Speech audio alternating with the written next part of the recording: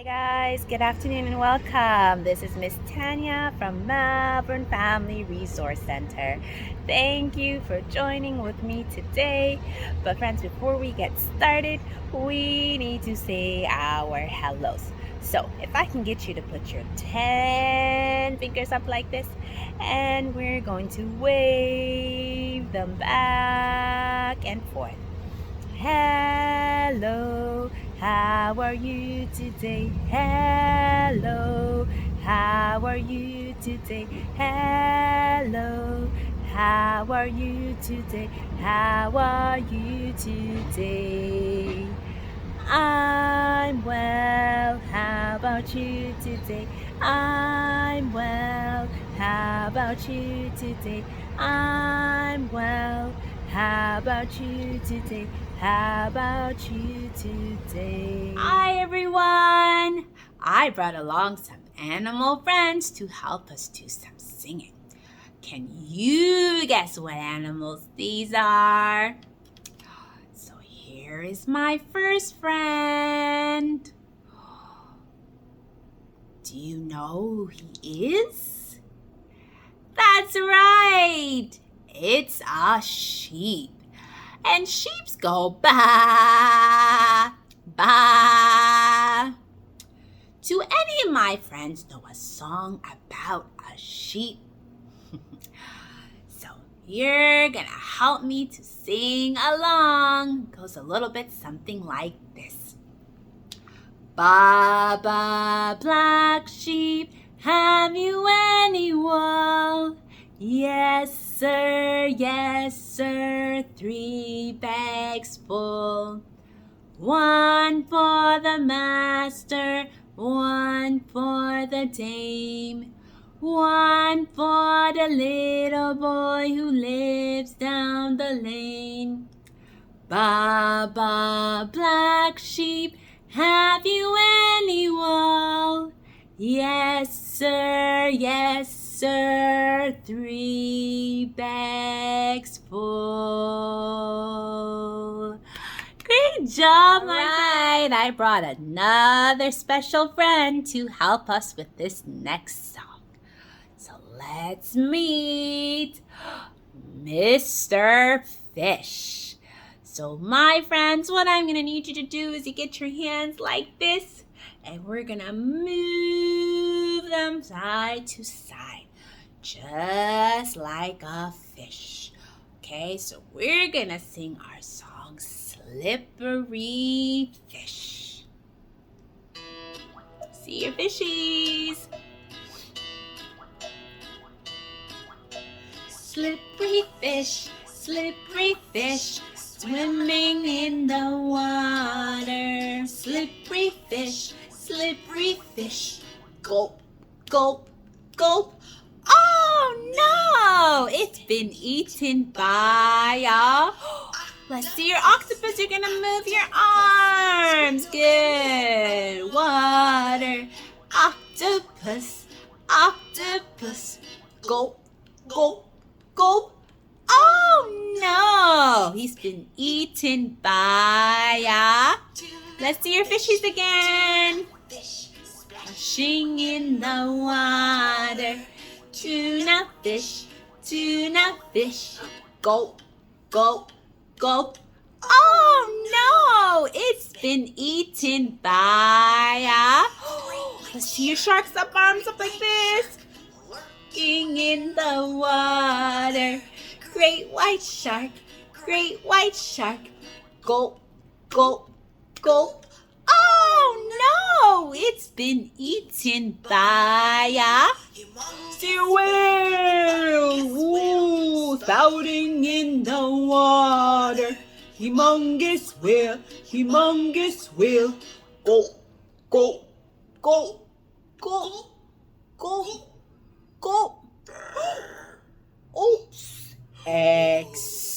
Excuse me. You know who my next friend is? Oh, yes. This is our monkey, and I brought along a few of his friends to help us with this.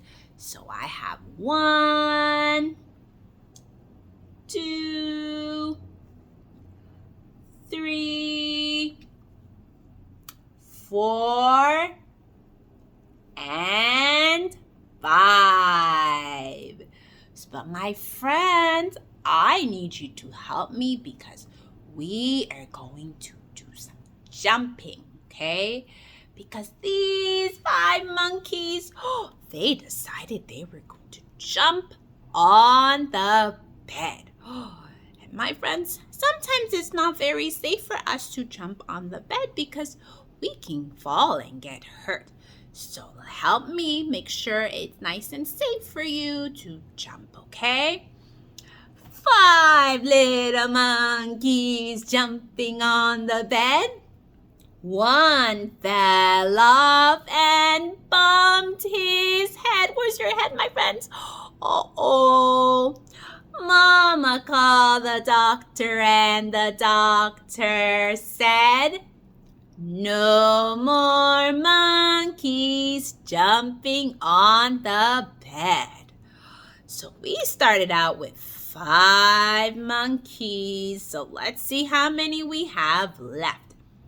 1, 2, 3, and 4. So I'm gonna need your help again to do some jumping, okay? 4 little monkeys jumping on the bed. 1 fell off and bumped his head. Mama called the doctor and the doctor said, no more monkeys jumping on the bed. Oh, so we've lost 2 monkey friends. So let's see, we have 1, 2, and 3 monkeys left. So let's jump again. 3 little monkeys jumping on the bed.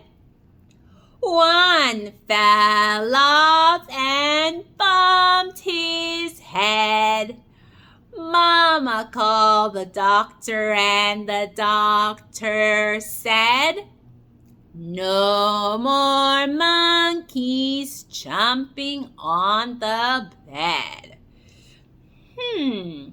See, we have 1 and 2. So my friends, we still got some more jumping to do. 2 little monkeys jumping on the bed. 1 fell off and bumped, his head. Poor monkey. Mama called the doctor and the doctor said, no more monkeys jumping on the bed. So friends, how many monkeys do we have left? That's right, we have 1 monkey. So that means, friends, we're going to jump 1 more time together. Are you ready? Let's see. 1 little monkey jumping on the bed. He fell off and bumped his head. Mama called the doctor and the doctor said, no more monkeys jumping on the bed. Put those monkeys straight to bed. Night, night, monkeys. Where are the night animals? Written by Mary Ann Fraser.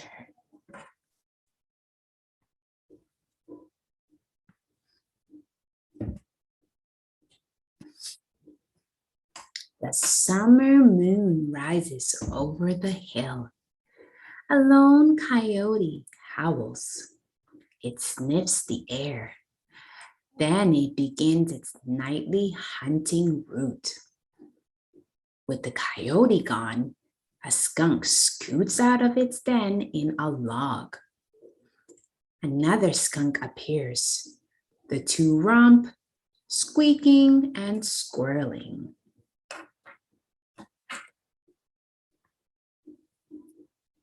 They don't see the harvest mice scampering among the fallen branches, but a watchful barn owl does. It hoots and goes back to eating a gopper. The sound of the owl startles a possum, munching on berries. She and her babies duck into the underbush. Then curiously, she waddles to the pond for a drink. In the muddy water, a raccoon feels around for crayfish and snails. Above, a male tree frog calls to a female tree frog. Erk, erk. A shadow passes over the frog. A little brown bat dips and dives to snatch moths and mosquitoes from the air. By dawn, it has eaten 1/4 of its weight in insects. The sun rises. The animals retreat to their homes. The day belongs to others. Some animals are more active during the day. They are called diurnal. Animals that are more active at night are called nocturnal. They have adapted to life in the dark. We never see most of these animals. They are hiding during the day when we are awake.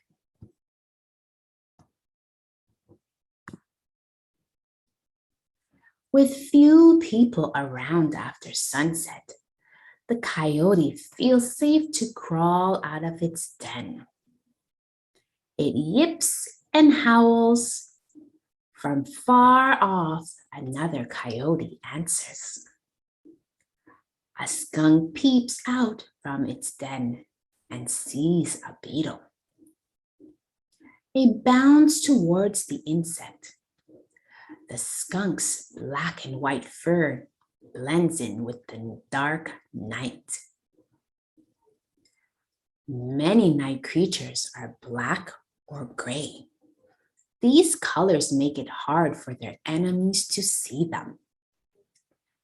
The coyote does not see the skunk, but its sensitive nose smells it.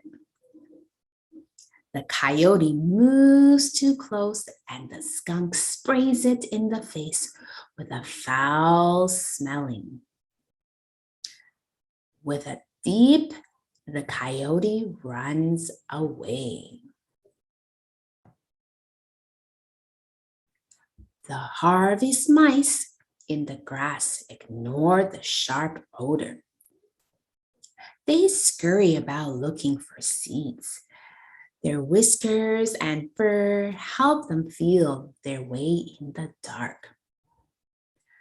Their shrill squeaks to each other are hard for humans to hear, but not for the barn owl, who is wide awake and listening. The owl swoops down from its perch. Like all barn owls, one of its ears is lower than the other. This helps the owl find the source of the squeaks. Its extra large eyes guide its attack. The owl snatches up a mouse in its sharp claws. Then it lands on some grapevines that ramble over a fence. The possum family is feasting on the grapes. Possums cannot run quickly to escape their enemies, such as coyotes. They must look for food while under the cover of darkness. An anxious baby possum sees the owl and tumbles from its mother's back. It lands beside the pond, unhurt, and climbs back up to safety.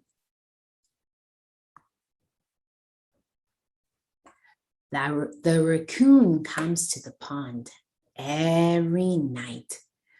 Many nocturnal animals are creatures of habit. Visiting the same spots each night makes it easier for them to travel in the dark. The raccoon snatches a crayfish from the pond. Then it dashes off with its meal through some reeds. The tree frog leaps out of the reeds and lands on an oak tree.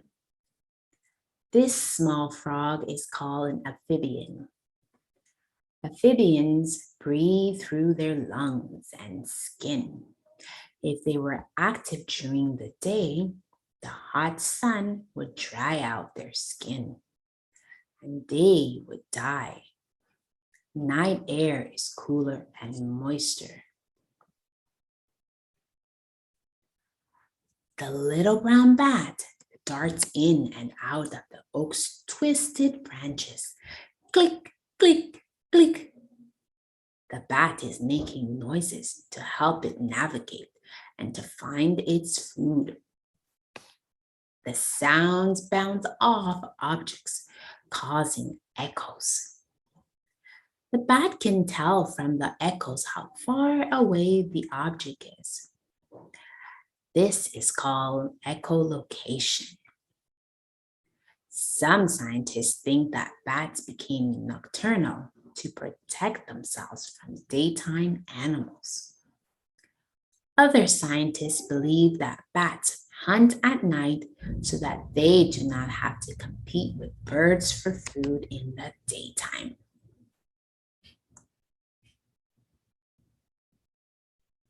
The moon fades from sight as the sun rises. The creatures of the night begin to seek out their dens and burrows. The animals of the day stir from their sleep. Sunrise and sunset are nature's busiest hours. A young raccoon passes a window. A child comes to the table for breakfast. The two meet, then each goes on its own way. The night shift ends, the day shift begins. So where do these nocturnal animals go during the day? We have coyotes, harvest mice, skunks, barn owls, possums, raccoons, tree frogs, and bats. So usually these animals, they go to sleep and then stay in their homes until it's nighttime. All right, my friends. So today's craft, we're going to be making a handprint owl. So there's a couple things that you are going to need for this activity. You're going to need a piece of paper, some scissors, glue, and a marker. If you have googly eyes at home, you can also get those as well. But we're gonna get started with the first thing we're going to do is trace our hand. My friends, you're gonna go ahead and place your hand on your paper. You're going to take your marker and you're going to trace all the way around. Make sure you get in between each of your fingers, just like this. Okay. Then the next thing you're going to do is once you've traced out your hand, you are going to take your scissors and cut out your handprint.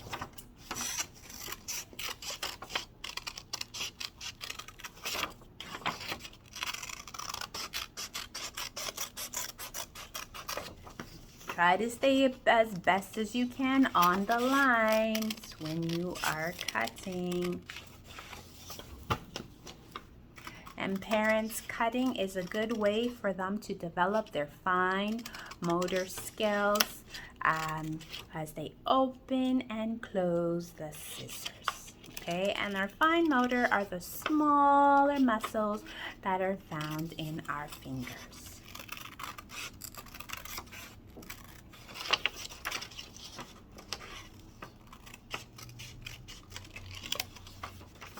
Okay, take your time.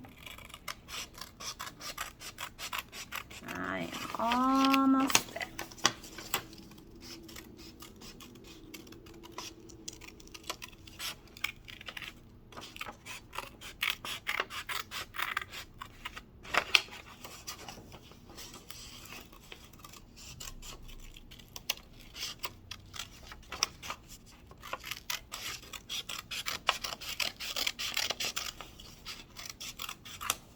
Awesome. So here is my handprint.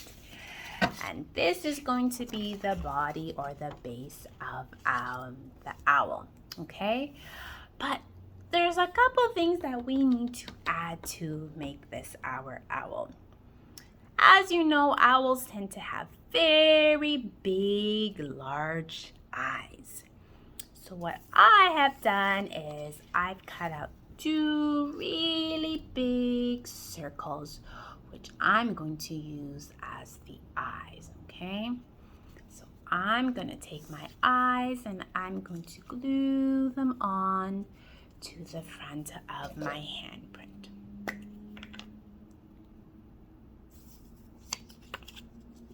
Just add some glue to the back and then you glue it down.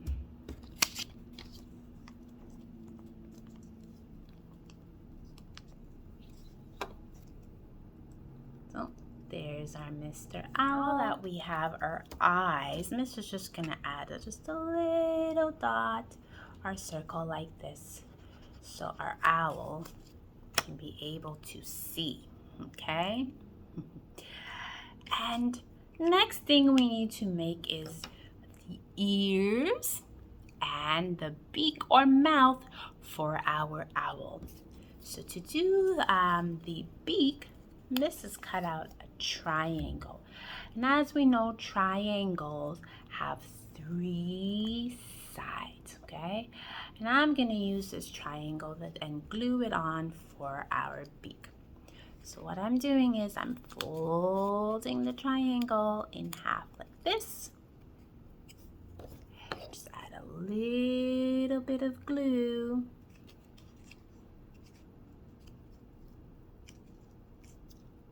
Like that. And I'm going to glue it down. Okay, if you need to press down a little bit hard to make sure it sticks, that's okay as well. Okay, so I have my eyes, I have my nose or my beak, and now we need to make some ears. And for ears, we're just going to use some triangles, okay, just like we did for our beak. So you're gonna cut out 2 triangles, which you're going to use for the ears. So I'm just gonna cut them out, and then you're going to glue them on to the top.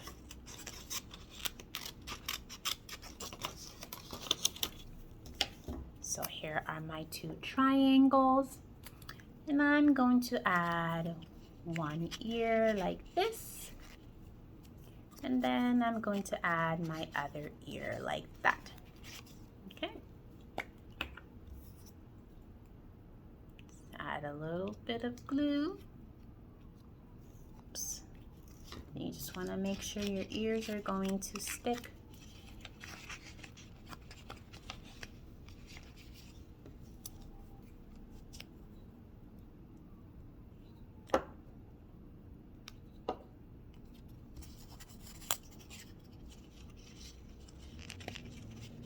And as I said, you can press, press, press, press, just to make sure they stay down nice and tight. Okay, so this is starting to look a little bit like Mr. Owl, isn't he? So what you can do, my friends, you can decorate your owl. If you would like to add some feathers to your owl. And also don't forget. All right, my friends, it's time for us to say our goodbyes. So I'm gonna need you to put your hands up like this so we can wave and say goodbye. It's time to say goodbye. It's time to say goodbye. I, the dairy-o, it's time to say goodbye. We'll see you all next time. We'll see you all next time. I, the dairy-o, we'll see you next time. Ready? Goodbye, my friends, goodbye. Goodbye, my friends, goodbye. Goodbye, my friends. Goodbye, my friends. We'll see you next time. Bye-bye, friend. Be safe, everyone.